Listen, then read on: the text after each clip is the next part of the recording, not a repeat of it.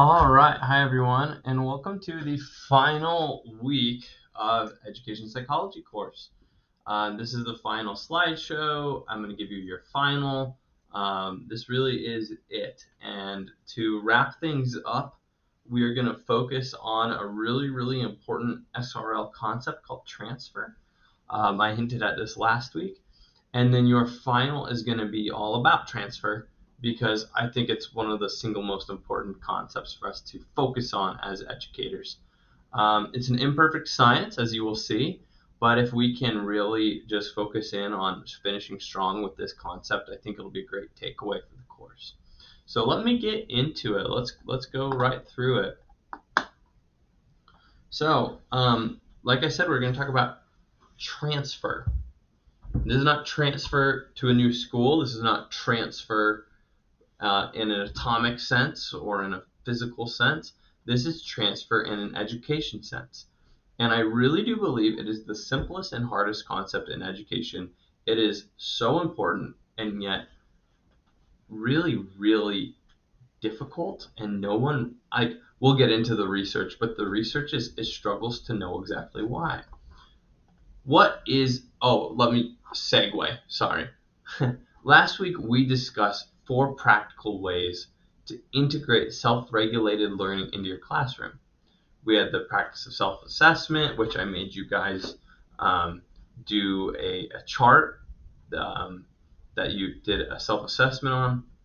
Self-awareness, I had you do an empathy map so you could map motivations, and then resource management.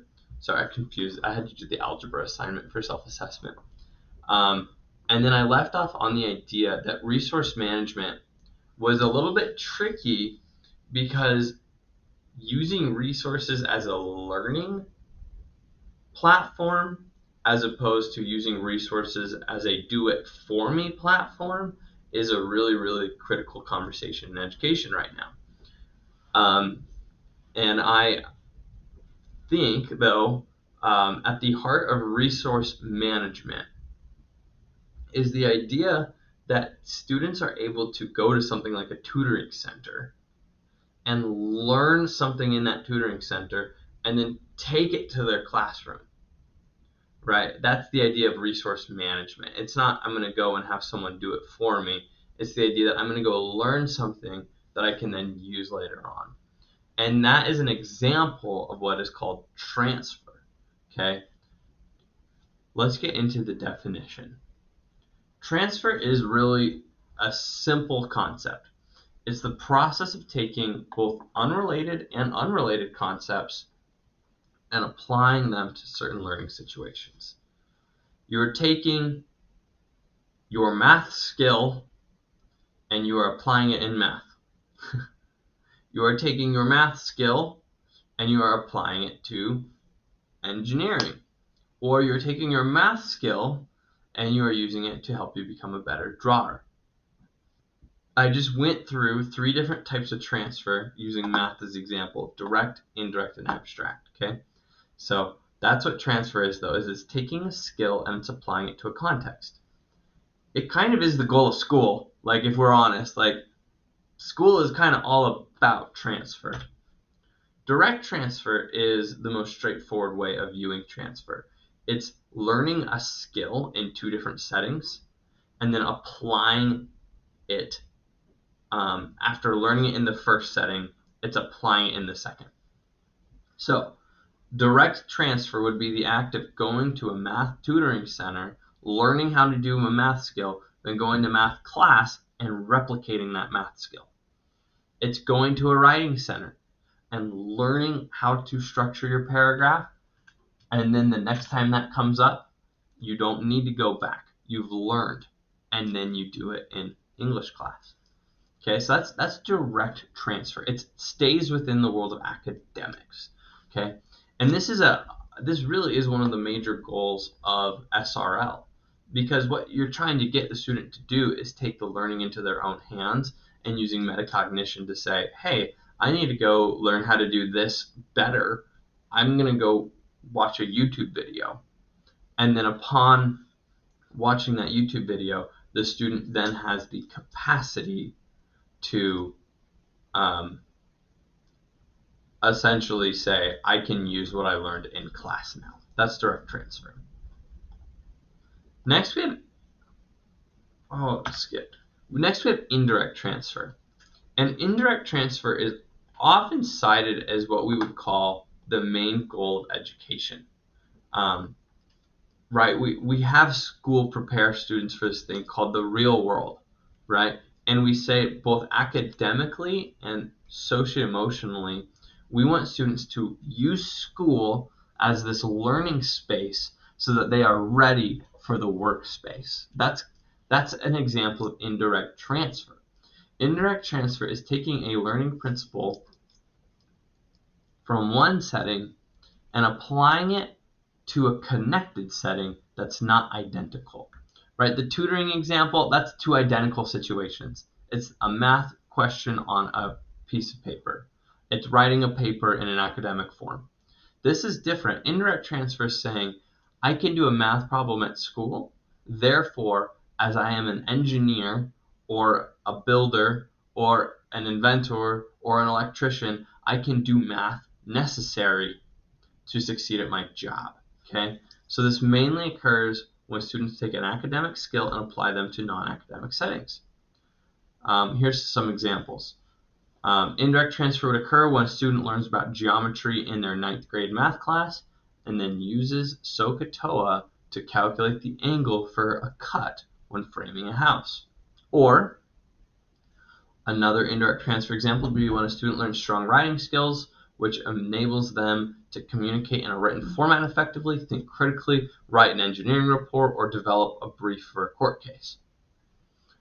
Quick tangential story about this is my dad is an engineer, and he's older, and he's gotten to the point where not only does he do engineering, but he spends a lot of time training and coaching engineers. And as an engineer, you guys might not realize this, but the product that you are selling, so to speak, is a report. You write reports, and then those reports go to contractors, or they go to subcontractors, or they go to whoever your client is. But the report is the product. You're getting paid to write at the end of the day.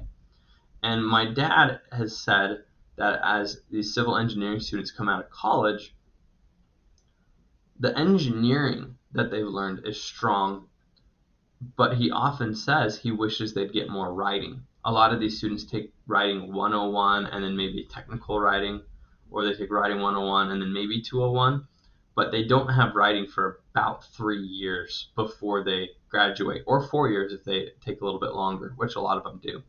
And then they get into the workforce and they have done so little professional writing.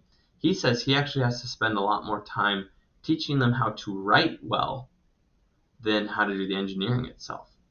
So what that is actually reflecting is a bit of a transfer deterioration, where what the workforce actually needs and what the college is providing are not perfectly aligned. So the transfer is not occurring there.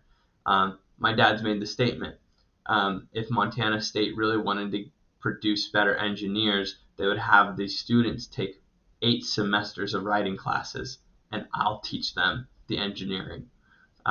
He said he even made the joke that he's going to start hiring writing majors rather than engineering majors because it'd be a lot easier for him. That's an example of transfer, you guys. The skill he needs in the workforce and the skills we teach in academic context should match and should transfer. Okay. Finally, we have one last type of transfer, and that's abstract transfer. This is what we would really call abstract thinking, just in general. It's an abstract critical thinking model, and it's when students take two seemingly unrelated topics and finds a way to connect them using a mental schema. It's most effective when students do this in a multidisciplinary sense, and they take what they are good at and they find a way to use that for something that is a weakness. So let's just say I have 2 examples here. A student who loves singing develops like a jingle to remember the parts of speech. Maybe you guys had teachers that taught you, a preposition song or a way to remember a the different forms of linking verbs or something along those lines. That's kind of a transfer attempt at getting people who are more artistically minded to be able to remember grammar. Another example would be a student who's strong at math and then experiences success in art class because that student is really good at scaling and really good at plotting and is able to kind of mathematize their drawing and create a really nice sketch using that. Is that probably the most fun, right-brained way of doing a sketch? No, but that would be an example of a student transferring their strengths to an area of weakness. Really good students do this. Students succeed when they get good at abstract transfer, indirect transfer, direct transfer, and so forth. So, okay, that I could go on and on and on. So I have more transfer concepts I wanted to share with you guys. These won't be tested or quizzed or anything, but there's actually a bunch of taxonomies about transfer that I just wanted to bring up really quickly. Within transfer, there's direct, indirect, abstract. Those are the types. Then there's kind of the different ways it happens in students' brains. There's what we call low road transfer, which would just be, I learned this in school, now I'm using it, and I didn't even have to think about it. It just happened. It's automatic transfer.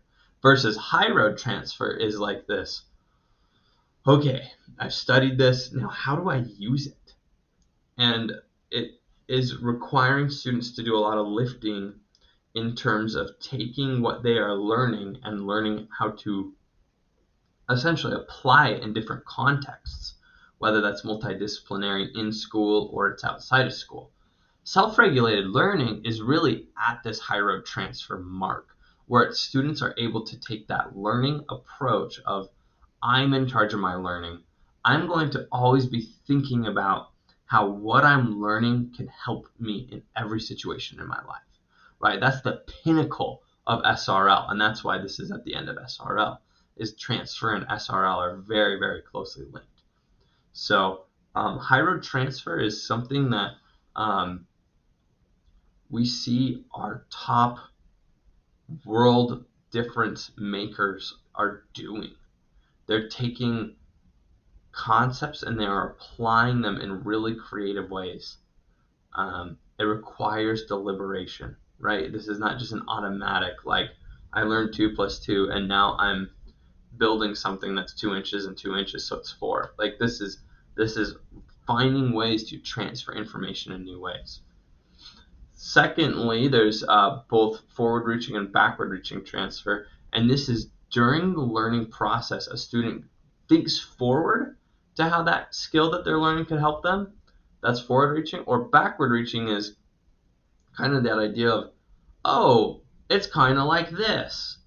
Oh, I wish I had known this. Like, it's connecting things that already are up there. That's the idea behind information processing theory, which is synaptic connection and taking old information and connecting it to new information.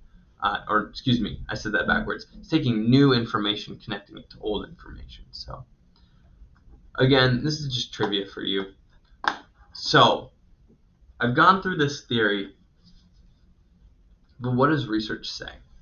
It's a really, really interesting research world on the subject of transfer. There are more hours than you could imagine being spent researching transfer, millions of dollars, I'm sure, and the results of the research is very nuanced. In general, the ability to transfer well is a characteristic of top students and employees. We're in the workforce, not just the student space right now. When research does what we'd call like an empirical research, and we are looking at the existing space that we're researching.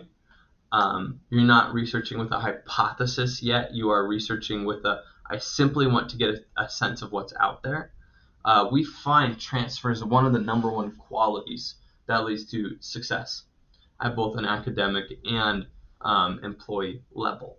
And I'm defining success as thriving in your workplace, thriving as a student, being able to really succeed and do well, transfer is one of the highest, most important skills.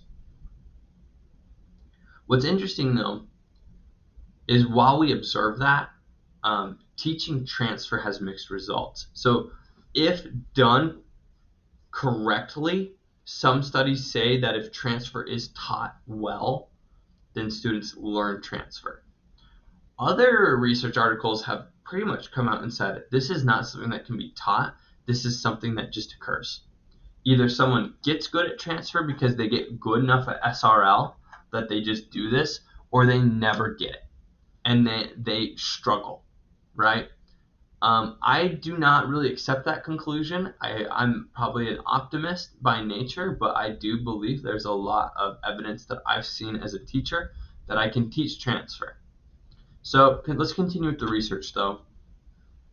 2013, there was a research group that found that transfer was highly associated with the instructional method.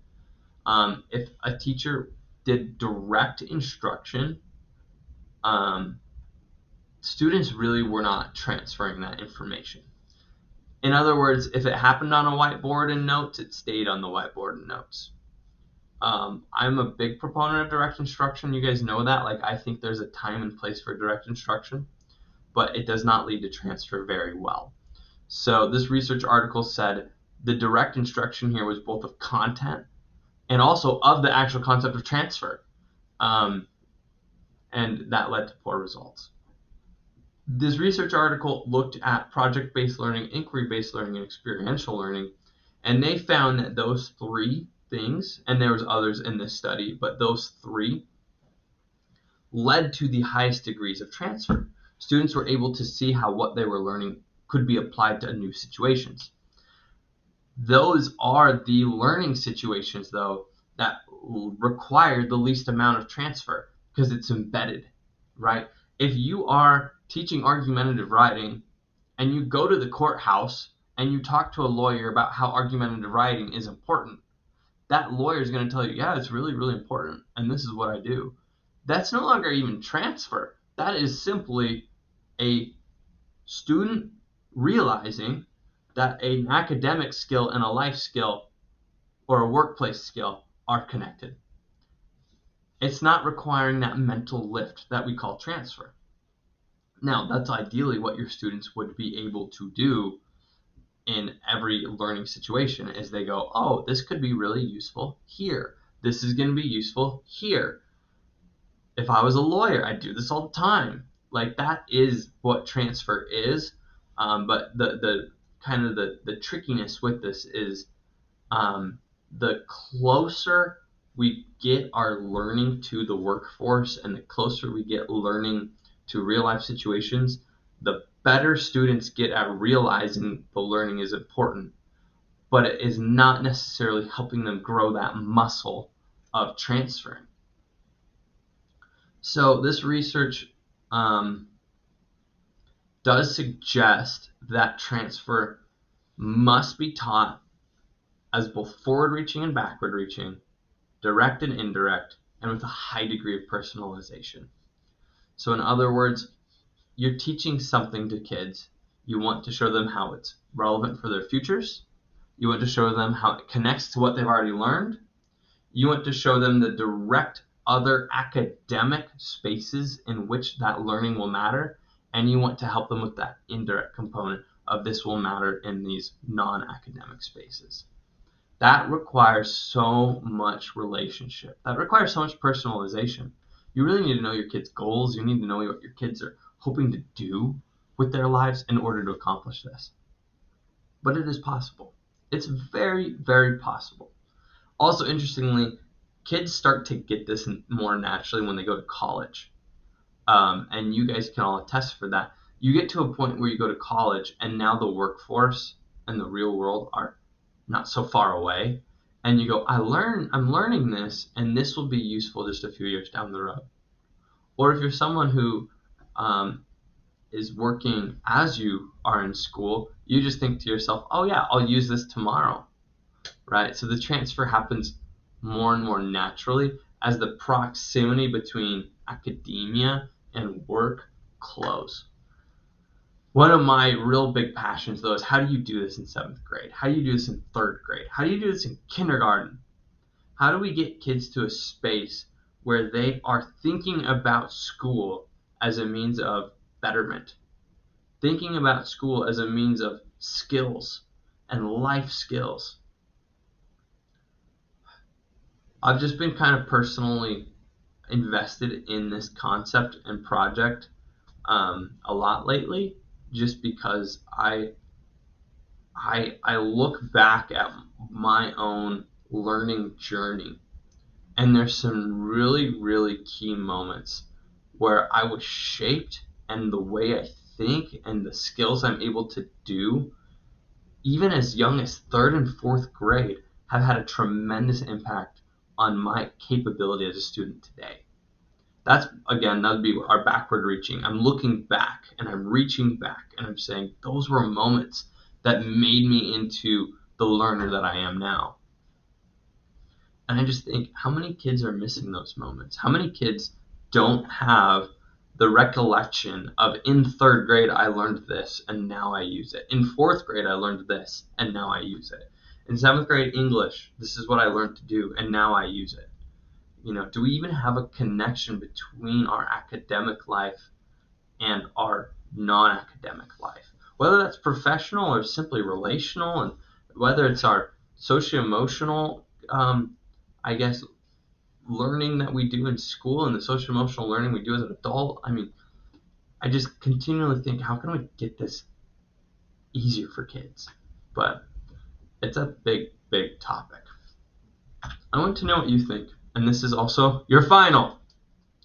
To sum up this class, I don't want to give you a comprehensive final over everything.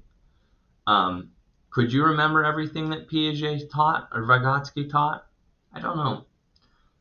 But I'm not actually that focused on those folks anymore. I'm not going to give you a comprehensive final. I really feel like self-regulated learning is the culmination of everything we've learned in this class. And I believe that therefore the final can be on self-regulated learning and involve other learning theories that we've covered. So here's your final. It's a 2-page APA-style paper that responds to these questions. What is the theory of self-regulated learning? What are the strengths and pitfalls of it? And how can teachers use principles to lead to transferable learning? I have a whole length assignment sheet on Moodle.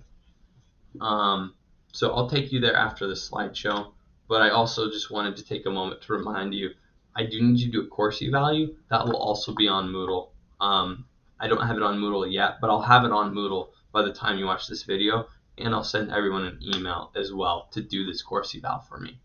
All right, so that gets us through the slideshow. Let me just quickly take you to Moodle and show you your final assignment. I'll show you the assignment sheet. We're at the very bottom. We technically have until December 17th, but I'm going to make your final due on the 15th because I need to be able to grade it. So December 15th is your due date. That gives you 11 days to write this thing. That's pretty good. It's right here. You'll click on this assignment and then you'll open up the file. I have it as a PDF, so everyone should be able to open it up, and you will see this. Your assignment is to answer the 3 following questions. What is the theory of self-regulated learning? What are the strengths and pitfalls of self-regulated learning? And how can teachers use self-regulated principles to lead students to transferable learning? If you want, you can think of these 3 questions as your 3 body paragraphs, and then add an introduction and conclusion to develop a classic 5-paragraph essay. That's not required. You could just answer the 3 questions in a structure that makes sense to you. You could do 2 paragraphs per question. Form matters, but I want you to be the ones that I trust you to make that decision. Rather than me having to give you every little piece of the form of this paper, I trust you to make some good decisions that lead you to a good form for this paper. Should be at least 2 pages by the time you're done. APA formatting and 2 references. Good grammar and conventions in your voice. You can use the word I, and you can write anecdotally at times if you would like, especially when it comes to transfer. We all have stories of learning that didn't transfer and learning that did. So please include your own anecdotes. That is related to my crucial note at the bottom as well. I really want this paper to be yours. That goes without saying. So I do have this note. This is a final and not just a paper. Therefore, I will have 0 tolerance for plagiarism or the use of AI to write your paper. I'm going to run every single paper through an AI checker. And if your paper is flagged as written by AI, I'm going to give you a 0. We'll have a conversation as well, but you need to write this paper yourself. And part of writing the paper yourself, I think, is you can include some personality in it. I'm starting to go more and more towards less formal papers and more into this matters to me personally because style of paper. Because I'm getting papers from students that are written by ChatGPT or other AI, and I'm just not a fan of it. I would rather have your paper be more informal and written by you than very formal and written by a robot. So that is my note on that. You also please remember to do a course evaluation for me. It's kind of ironic that I'm following up my ChatGPT thread with the course eval. Please don't dock me for that, but whatever if you want to. Right here, I'm going to add your course eval. Please, please, please do that. Take the time to do that. Aaron wants me to get as many as possible, so please do that. I'll email you all that as well.